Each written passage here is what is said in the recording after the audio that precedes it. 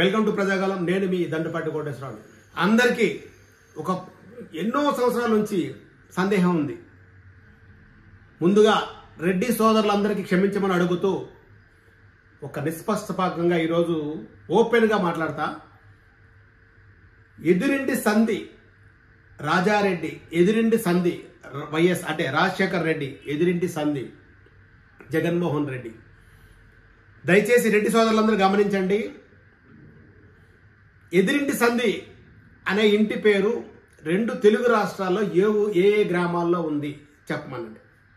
ఎదురింటి వైఎస్ ఎదురింటి సంధి కడపలో పులివెందుల్లో వాళ్ళ ఒక పటేల్ ఇంటి ఎదురుగా ఉన్న సంధి ఎడం పక్క తిరిగితే అక్కడ రాజారెడ్డి ఇల్లు ఉంటుంది.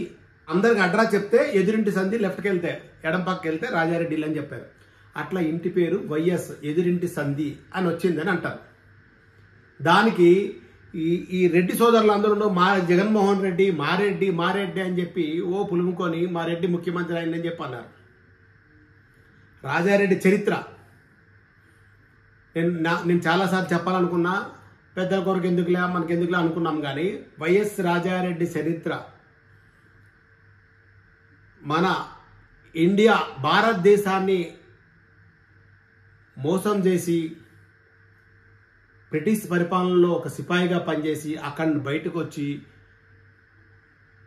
ఎద్దు మాంసము ఆ మాంసము వాళ్ళకి అమ్మి వాళ్ళు ఇచ్చిన డబ్బులతో వాళ్ళు ఇచ్చిన ఫలానా వాళ్ళ ఎవరెవరు ఎక్కడున్నారో వాళ్ళు కానీ మన గూఢచారిత్వంగా చెప్పి మన భారతీయుల్ని ఇంపార్టెంట్ పర్సన్లు పట్టించి అలా చేసినప్పుడు వాళ్ళకి కొన్ని పైకం ముట్ట చెప్పిన అట్లా భారతదేశాన్ని అంత ఘోరంగా గూఢచారిత్వం చేసి బ్రిటిష్ వాళ్ళకి అప్పచెప్పిన వ్యక్తి.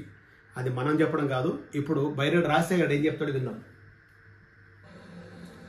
జగన్మోహన్ రెడ్డి తాత చేసినారేమో ఇది కూడా బయట పెట్టి చెప్పింది నేనే. రాజారెడ్డి గారు ఆయన బ్రిటిష్ ఆర్మీని డెజర్ట్ చేసినటువంటి వాడు, అంటే వదిలిపెట్టి వచ్చినటువంటి వాడు.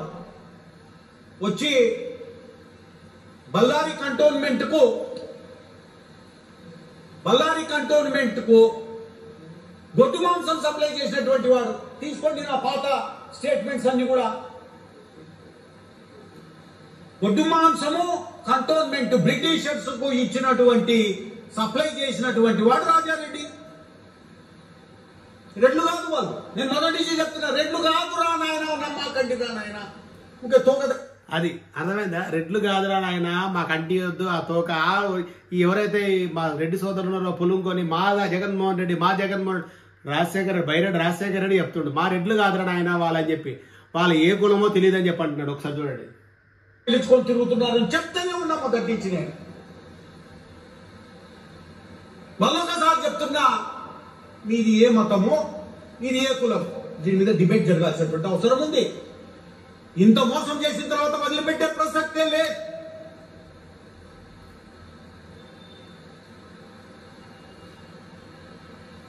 ఏం చేశారు మీరు? అదే పనిగా